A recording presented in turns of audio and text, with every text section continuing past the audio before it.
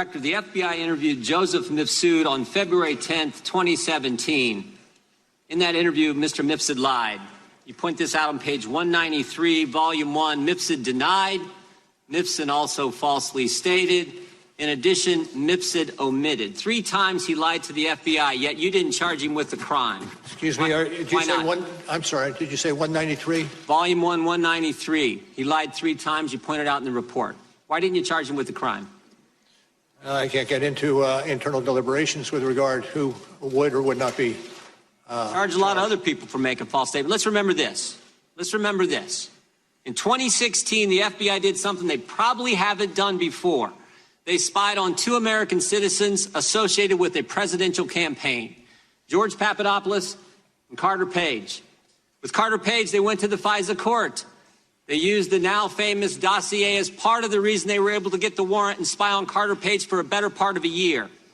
With Mr. Papadopoulos, they didn't go to the court. They used human sources. All kinds of, from about the moment Papadopoulos joins the Trump campaign, you got all these people all around the world starting to swirl around him. Names like Halper, Downer, Mifsud, Thompson, meeting in Rome, London, all kinds of places. The FBI even sent a lady posing as somebody else, went by the name Azra Turk, even dispatched her to London to spy on Mr. Papadopoulos. In one of these meetings, Mr. Papadopoulos is talking to a foreign diplomat, and he tells the diplomat, Russians have dirt on Clinton. That diplomat then contacts the FBI, and the FBI opens an investigation based on that fact. You point this out on page 1 of the report. July 31st, 2016, they open the investigation based on that piece of information. Diplomat tells Papadopoulos, Russians have dirt, I could listen to Jim Jordan all morning long. Kevin Miller in the morning, KIDO Talk Radio. We'll get back to Jim Jordan blasting Robert Mueller. And if you heard the Mueller testimony yesterday on KIDO Talk Radio, if you listened to Sean Hannity yesterday afternoon as the testimony continued, this is a complete debacle. This shows you how the media cannot be trusted. That's right, we said it. The media cannot be trusted. And let's get to John in Middleton very quickly since he held on so long yesterday. John, thanks for your patience. Good morning. No problem. I was trying to hold on longer, but I just couldn't with work. But, some things, Kevin, are as boring as watching paint dry, like, watching golf or soccer. Well, listening to Mueller was as boring as listening to paint dry. He was a real snoozer. Separately, a little local trend I'm seeing, and it's kind of confirming that more and more liberals are moving into town. I'm seeing every day more and more morons riding their 10-speeds on roads that are designed for vehicles. And they just insist on controlling the roads and taking them over. And I really think it takes a special kind of stupid to ride your bike on these roads that are designed for fast-moving, heavy automobiles. It's utter disregard for your own life and the safety of others. So I just want to say to all you cyclists, you're probably not listening, but if you're going to ride your bikes on these roads, make sure you're heading westbound all the way back to California. Agreed. Back to Mueller, though.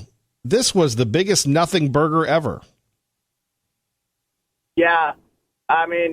He just dodged questions left and right, fumbling around his words. They should create a white noise app for curing your sleeping, just him bumbling around. Put that on a loop, and you'll fall asleep real quick. Well, John, when you think about Mueller, though, and all the lives that he's ruined, people selling their homes, people going to jail for nothing.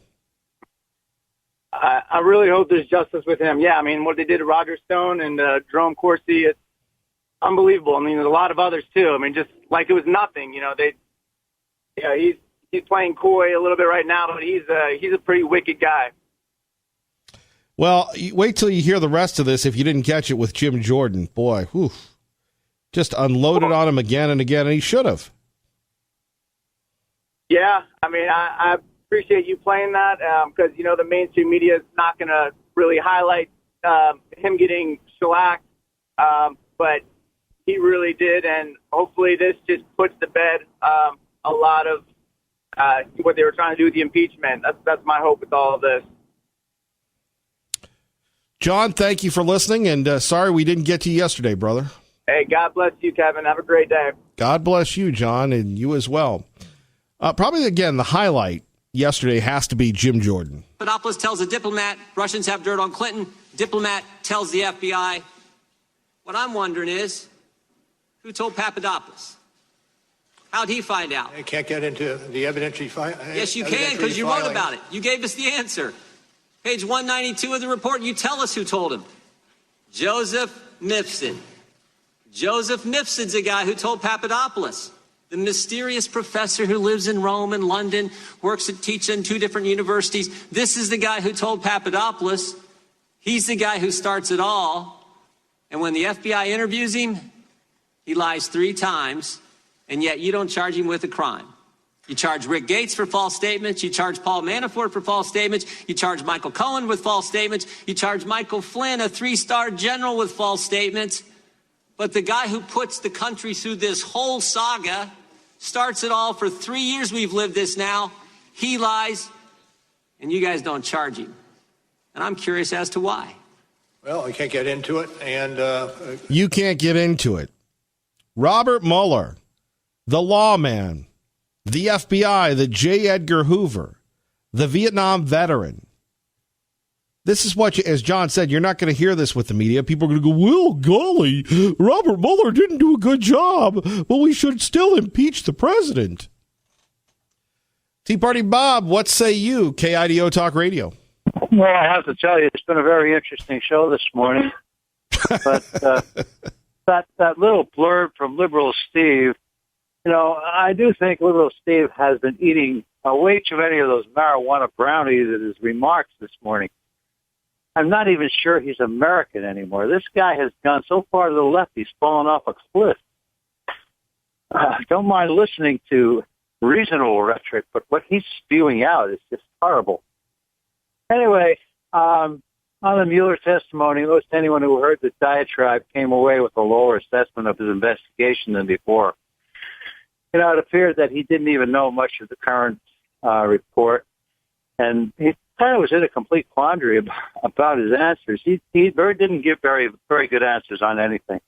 The Democrats are running wild, looking for anything that will give them a leg up in the 2020 election. But to no avail. There just isn't anything there to hang their hat on. We got a great economy. The stock market's going crazy on the upside. This could be another one-sided election, much like Ronald Reagan's second term. The only thing that concerns me about this next election is how many millennials are going to turn out to vote for more goodies, along with how many illegals are going to come out and vote so that they get a little more goodies themselves. Well, I don't think the liberal millennials are as powerful as they would like. Look, it took Obama with that historic coalition that I don't ever think will be replicated again. I don't see them coming out for old Joe. I don't see them coming out for Kamala. I don't see them coming out for Klobuchar, Crazy Bernie. None of them. Well, I think that's the problem, Kevin. They don't have a strong candidate. None of them are really any strong attributes. And even when you look at Biden, he's so old school. He's just about getting into the Alzheimer's condition as our good friend Mr. Mueller. I think both of them go to the same speech therapist. That San Francisco judge who was an Obama appointee squashed the Trump administration ruling from the other judge. These illegals that are coming to this country, they keep complaining that we have concentration camps. If we have concentration camps, why do they keep coming? Why do they keep coming through the border? You cannot stop the illegal immigration until you stop offering the freebies that we have in this country. The left always argues the illegals pay their way with their taxes. That's a fairy tale. There is no way the illegals cover the costs imposed on the American public. And we don't even know how many illegals are in this country, but it runs as high in estimates of 20 to 30 million. Like I said before, if we already have 30 million in this country and they find a way to vote in our elections, we are looking at a swing vote here that could turn the tide of this country, and we'd be heading in the wrong direction for a long time. Anyway, great show. Thank you very much. I'm heading down to the valley to get some of that hot weather you guys have down there. Tea Party Bob, God bless you. GemStatePatriot.com. Take care, brother. Thank you, my friend. Have a good day. Thank you. Joining us now on our Newsmaker line, the mayor of Nampa, Debbie Kling. Mayor Kling, good morning. Good morning, Kevin. Good to have you with us here. A lot going on, not only throughout the Treasure Valley, but in your city in particular.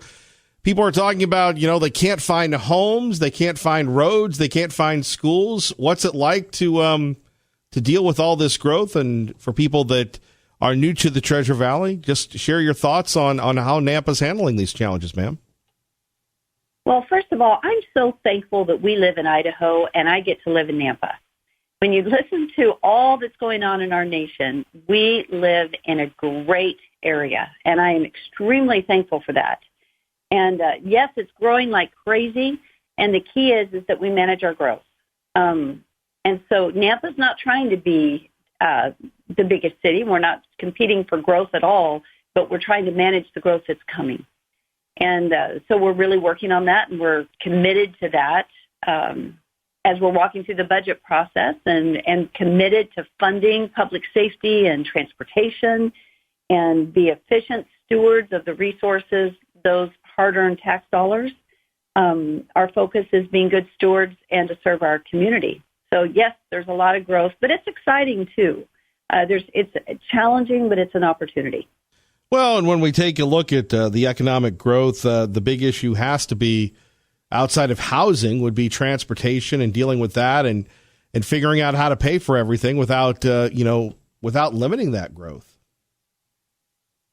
And, infrastructure is critical. Having the infrastructure for the growth, and really we're focused on business growth and jobs. You have to have a workforce to fill the seats of those jobs, but we are focused on the economy as far as jobs go and bringing companies in that provide a good living wage for our citizens. But you do have to have the infrastructure to support that.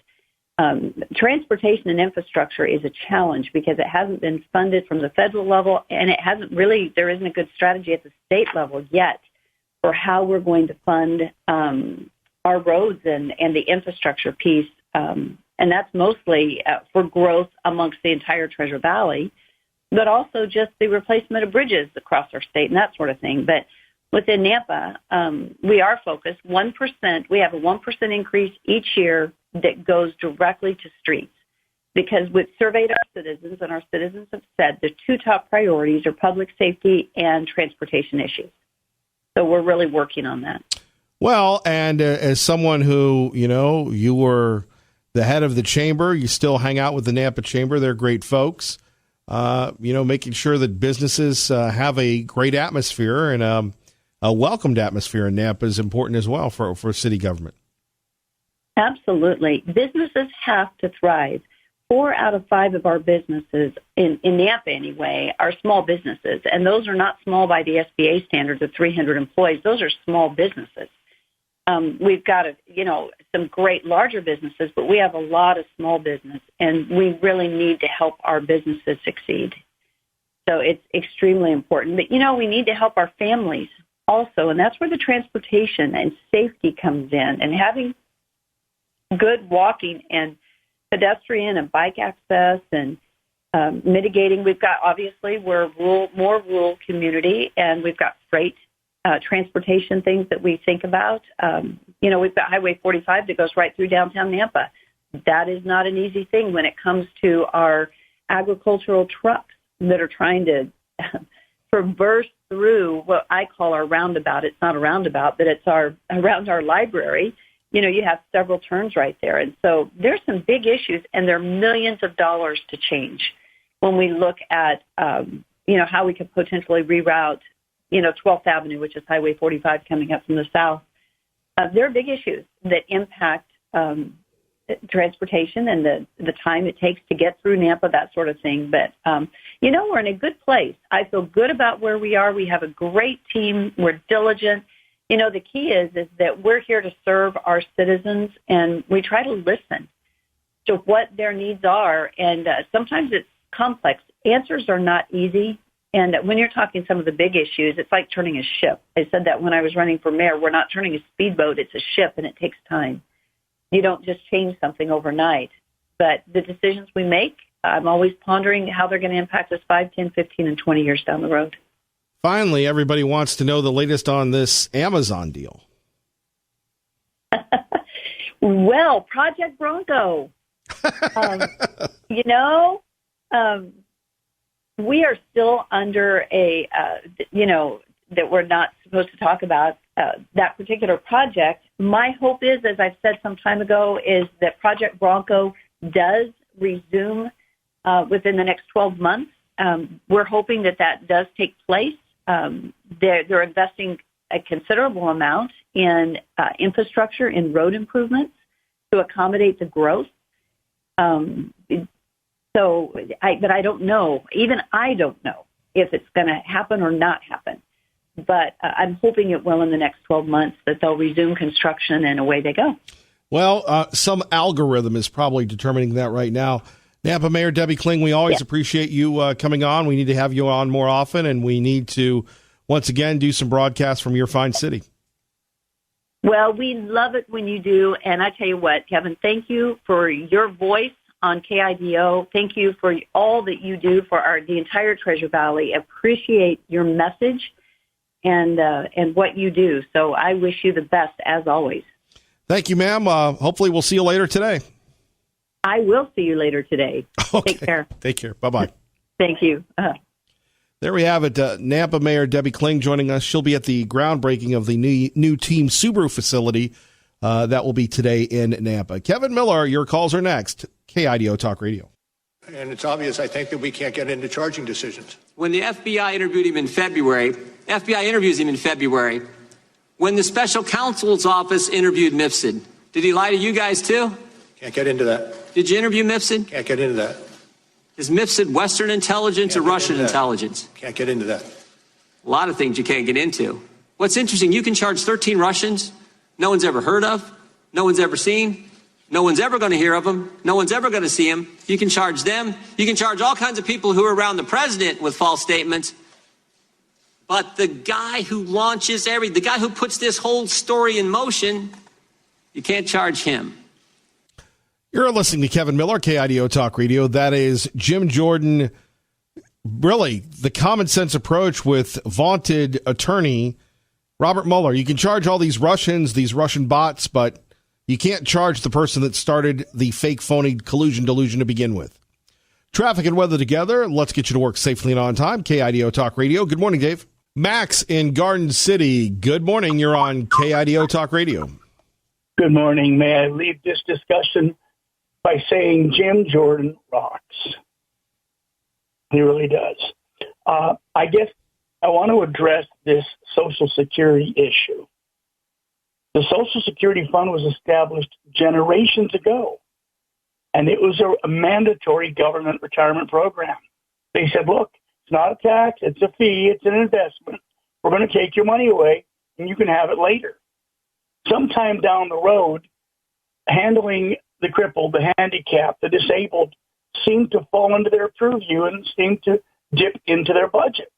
They were solvent. They were better than the feds in a million ways in their financial management. But then certain presidents, Democrats and Republicans, began to rob the Social Security Fund, giving them back IOUs. If they even touch Social Security, every single person responsible needs to be sacked, because while you're talking about cutting Social Security, you're talking about giving illegal aliens the right to vote, free medicine, free education. Good Lord, makes me wish I was a border jumper too. What do you say, buddy? I agree. How in the world can you justify spending money for people that aren't even U.S. citizens when you've had people put money in, and it goes to the refugees. You know, the people with the stickers, the refugees welcome. I don't know if they know that the refugees here get free rent. I know this because I have people that work in this industry and tell me and go, hey, man, they get free rent, they get free food. Culturally, there's a problem. I wonder what Mayor Dave Beater would think if he lived in an apartment and above them you had people sacrificing goats because that's what they did in their old country. They'd have wild animals in there and you can't kick them out. You know, or is that being xenophobic to say you shouldn't be killing goats in the city or in your apartment or anything else? Well, Mayor Beater is a liberal punk. We all know that. And I would love to see him live for 1 year in one of these apartment complexes, little Somalia, little Pakistan, whatever it happens to be. Throw him in there, give him an apartment, and see how that little rat feels a year later. Yeah, I've called him a punk and a rat, but I'm being nice. I'm keeping it clean because I respect you, not because I respect that dirtbag. Kevin, you're doing a good job.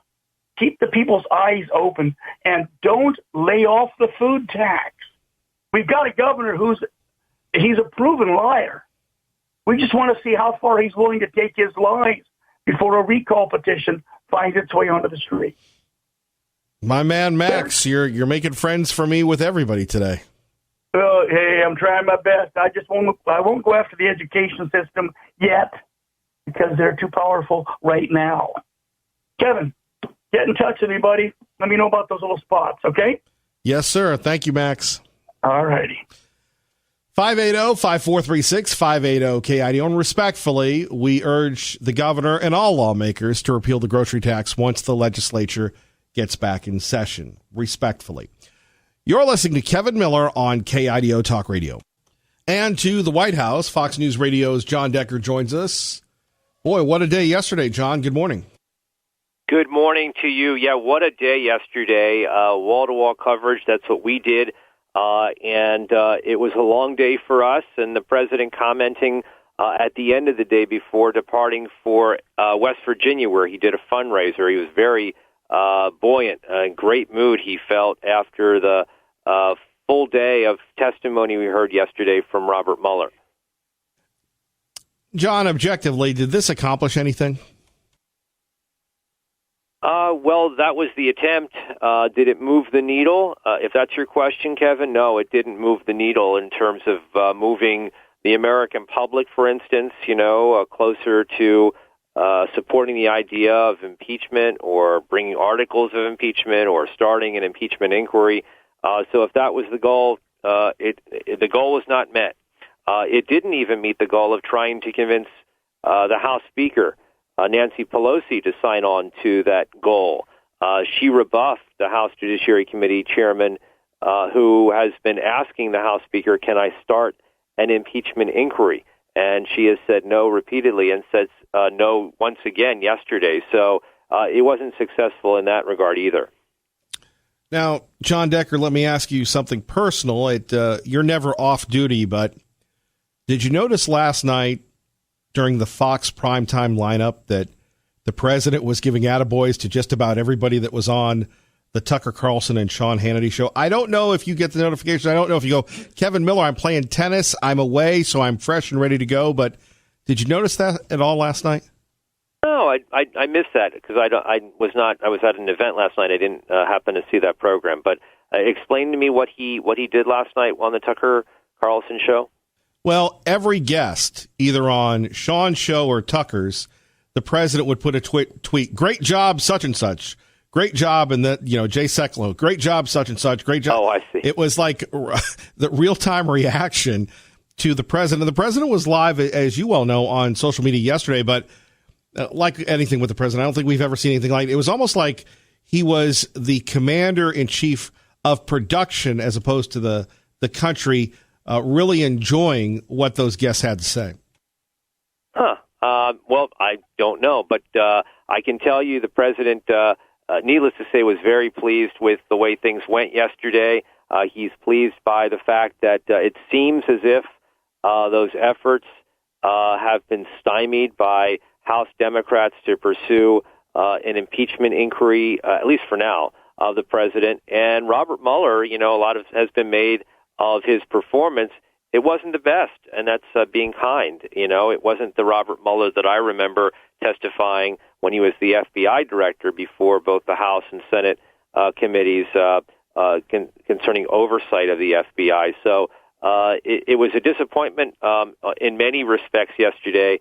Certainly, if you were hoping for something that would move the needle, as I say, you're disappointed. If you were a big fan of Robert Mueller, you're disappointed. But for Republicans, it was a great day. It was a great day entirely, and that's the reason why the president essentially was doing this victory lap yesterday. One more thing, John, before you go here on KIDO Talk Radio, this budget deal that may or may not happen. People are, we're getting the articles about the deficit continuing to expand. We got the same updates during President Bush and President Obama's situation as well. Any thoughts within the White House? We've talked to members of our delegation. They say they expect to be there past today's deadline. Your thoughts on these budget negotiations? Well, this is something that we're following very closely, and the president has urged Republicans in the House to support this particular budget agreement. Well, it looks like the libs got John Decker. Thank you, John. Let's go to Carl in Boise with Kevin Miller on KIDO Talk Radio. Thank you for your patience, Carl. Thank you. Say this show we had going on yesterday, I thought it was all about nobody's above the law. Was that kind of the theme of it for the Democrats? Well, the theme for the Democrats was no one's above the law. The theme for the Republicans is where's the presumption of innocence? Then how could they tell me this? How can the Democrats keep a straight face when they're talking nobody's above the law? And then you get news about them coaching the illegal aliens how to break the law. So, isn't that kind of hypocrisy at the highest level? And Look, they keep a straight face? I got 3 words for you on coaching the illegals. Thank you, Obama. Yeah. Well, then these Democrats keep a straight face. Well, they're telling you that nobody's above the law, and then they're coaching them how to break the law. They're helping them do it. Thank you, Carl, for listening to KIDO Talk Radio. Here's more of Jim Jordan yesterday laying the smackdown on Robert Mueller. Here's the deal with Mueller. First of all, he really should pronounce his name the right way, Mueller. It's Mueller. It's not Mueller. Mueller can't even pronounce his own name correctly. So Mueller, or Mueller, indicts Papadopoulos and yet doesn't indict the person who Papadopoulos talked to. Doesn't indict anybody. And when you say, hey, Mueller, what's the deal? I can't answer that question. That's beyond my purview. Can you repeat the question? Over 198 times. And this is our prosecutor. This is who we paid millions of dollars to make sure that he got the president. I think that's amazing. I'm not certain I agree with your characterizations. Well, I'm reading from your report. Mifsud told Papadopoulos. Papadopoulos tells the diplomat tells the FBI opens the investigation July 31st, 2016, and here we are 3 years later, July of 2019, the country's been put through this, and the central figure who launches it all lies to us, and you guys don't hunt him down and interview him again, and you don't charge him with a crime. Now, here's the good news. The president was falsely accused of conspiracy. The FBI does a 10-month investigation, and James Comey, when we deposed him a year ago, told us at that point they had nothing. You do a 22-month investigation. At the end of that 22 months, you find no conspiracy. And what's the Democrats want to do? They want to keep investigating. They want to keep going. Maybe a better course of action is to figure out how the false accusation started. Maybe it's to go back and actually figure out why Joseph Mifsud was lying to the FBI. And here's the good news. That's exactly what Bill Barr is doing. And thank goodness for that. Yeah, how about that? Let's get Nipson, whoever Nipson is, or God rest his soul, Nipsey Russell. I love that guy on To Tell the Truth. If you don't know that show, YouTube it. Not the new one, the old one. Back to the phones. And it's the jovial, lovable pro-life with Kevin Miller on KIDO Talk Radio. Now, You came up the other day with a conversation from a colleague of mine and said, you introduce pro-life all the time. You need to tell people that's your legal name. That is your legal name, right? Yeah, that's my only name. That's your only name. Yeah, on my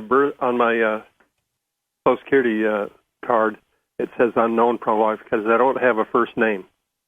Your name isn't Pro? Your first name isn't Pro? No, Pro-Life is my last name. That's my only name. And you can't separate that and call me Pro and my last name Mr. Life. But anyway... Has anybody ever tried to call you Mr. Life? Yeah, some people do. But anyway, my driver's license... And did anybody ever say, hey, Pro, how goes it? Yeah. Well, my driver's license has FNU for my first name. That means first name unknown. But anyway... Now you're so committed to the life movement for people just moving into the Treasure Valley, you changed your name to Pro-Life. Exactly. If my name saves one baby, it's all worth it. I like my original name, Marvin Richardson, but hey, you can't have everything. You got to save babies. Look, anyway, I know all about not having everything or anything for that matter. Please go ahead, sir. You're on the air. All right. Mr. Mueller is worried, and he's not senile. He's not messed up. There's nothing wrong with him. He is worried that he might have to be indicted, go to jail, get punished some way, and lots of them are, and they should be, but I don't know if the Republicans have what it takes to go after him. I really seriously believe that the Republicans do not have what it takes to go after corruption, and it's really serious corruption. The media fuels all of this. Now, the First Amendment, free press, free speech, that amendment does not give the people a right to lie, and the media is lying all the time. Well, we know that. We know we can't trust the media. Did you find Mueller credible? Yeah, he did just what he wanted to do. Well, he didn't answer any questions. How can you find him credible? Well, because that's what he wanted to do. He wasn't being senile or stupid or not knowing what he's doing. He knew what he was doing. That's just what he wanted to do. He wanted to come across like someone that was not informed? Right, because he wants to have some kind of sympathy from the nation so that he doesn't get put in jail for persecuting people using the legal system. And the guy that probably started the whole thing, Nipson or whatever his name is, he's probably an FBI asset. Well, we've got a lot of assets, and we're going to start looking for Nipson. Maybe we can get the Miller militia on that. A couple stories breaking, and we'll have more at the top of the hour from Fox News here. The federal government has reinstituted the death penalty. The federal government has reinstituted the death penalty for federal murder crimes, and we're continuing to cover that situation out of the Sea of Japan, where North Korea has launched a couple missiles. The president has reacted to it, as well as Congress. More of your phone calls next concerning the embarrassment, the debacle. It's kind of like you ever have a special evening? You ever think this is going to be the best ever, or it's a movie, it's a book, and it's a dud? I think we can label Robert Mueller officially the Democratic dud. 580-KIDO, Kevin Miller, KIDO Talk Radio. Laughed a little bit when you talked about the testimony by Robert Mueller, because I think testimony has to be put in quotes. It really hasn't been much testimony. Frankly, I think you've both been very kind. I think this has been a disaster for the Democrats, and I think it's been a disaster for the reputation. Well, you get it, for the reputation of Robert Mueller. That was Chris Wallace on Fox News. He has seemed very uncertain with his brief. He doesn't know. He doesn't know where he is, it would appear. By the way, I don't know which is more shaky, Mueller or the computer. Things that are in the report. He's been attacked a number of times, and you would think that almost. All right, we're done with Chris Wallace. Phone numbers here, 580-5436. 580-KIDO. And again, repeating our top stories, the federal government has reinstituted the death penalty. A couple other stories that we are following for you, and it's been a while, but there's a big story out of Ontario, Oregon. Our news partner, Channel 7, has decided to cover it. And it's interesting the wording in the story where they're saying it took a long time, but weedology, I guess that's what they call it, is in Ontario. And it's something that the folks in Ontario should be celebrating. And by the way, I don't really want to hog this situation at 580-5436, 580-KIDO. If you have a comment on Robert Mueller, you have a comment on impeachment, we'd love to hear from you. But as Max said, there are a couple issues that we're not going to let go of. Number one, continuing to urge the state government to repeal the grocery tax. Every time you buy food, you're giving money to the coffers of state government. And there is such a need for prayer. Now, some people believe that if you ask God and say, God, I need a Rolls Royce, God's going to give you a Rolls Royce. And if you're a good person, you should be rewarded for it. And that might be their doctrine or dogma. But there are so many good people that, as we know in our own lives, that bad things happen to. But it will take the power of prayer from God Almighty to stop this marijuana obsession. This is my own personal opinion. I'm not trying to malign people of faith. But when you take a look at what happened in the Senate Banking Committee, which our own Senator Mike Crapo is the chairman of, that banks are concerned about the weed people. Because the weed people in the 11 states that have legalized recreational marijuana, they can't use banks. And they're worried about their safety. They're worried about their security. They're providing a public service. And these banks, when they're not sticking it to us or going broke that we have to bail them out, that's why I'm a credit union man. Hope you are. That these banks, too big to fail, are worried about the weed people. No, they're not worried about the weed people. They don't want the weed. They want the money. And that's another dangerous step towards legalizing recreational marijuana. And as we talked about, to the people in Ontario, Oregon, I'm sorry. I wish that you were part of the state of Idaho. In fact, they should, if they haven't thought about this, I'm sure they have, build a big outlet mall so people could go to Ontario so they don't have to, have the sales tax here in Idaho. Many people go there because they don't like the grocery tax in Idaho to Ontario. A lot of people that live here from Ontario. I get it. A lot of people in Ontario listening. But to celebrate the dispensary coming to town, at best, that's misguided. And then you have the federal government moving forward with their plan through the House, through the Senate, Jerry Nadler and Kamala Harris. Now, we can disagree on the weed stuff, but who do you want to hang out with, Jim Jordan or Kamala Harris and Jerry Nadler? Jerry Nadler. Pushing through a bill to legalize weed federally. And how do you do it? Well, how do you do anything? With most politicians, you give them money. We're going to see, and thank goodness that the Attorney General shot down the medical marijuana initiative this time around because they didn't fill out the paperwork correctly, because there is a ton of money that is going to come in to lobby people in this state to make that happen. And I'm looking forward to having a discussion with all of you about this. You can't do that in Oregon or Washington. Heck, in Oregon, if you're conservative, they beat you up, and the police won't even help you. We can't let that happen here.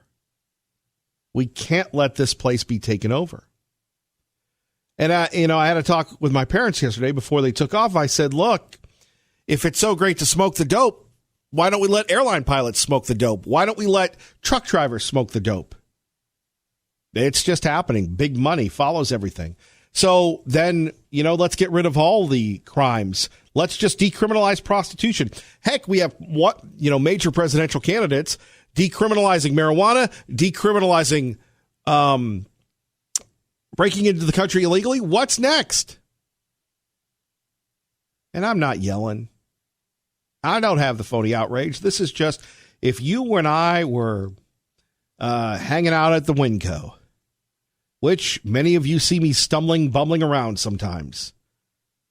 You know, some people have the suave look. I have the disheveled look. I don't think that everybody's considering the consequences. I know Brad Little is. I know law enforcement is. But what about the media? They seem to be pro-pot, which is odd because we're trying to get people off meth. We're trying to get people from vaping. And really, what's more damaging, the vape or the pot? Oh, to be continued.